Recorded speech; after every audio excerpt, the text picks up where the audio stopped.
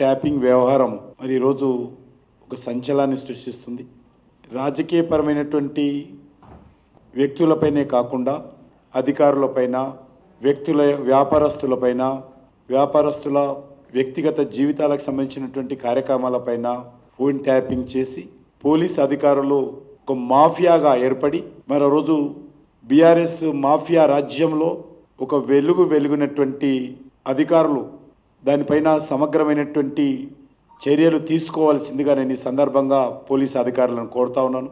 Bharatiya Janata party కార్యకర్తలు, నాయకులు, మా ఆఫీసులో పనిచేసేటువంటి సిబ్బంది అందరిపైన కూడా ఫోన్ ట్యాపింగ్ చేసినట్టు ఆధారాలు బయటపడతా ఉన్నాయి. దీనిపైన కఠినంగా వ్యవహరించాలి.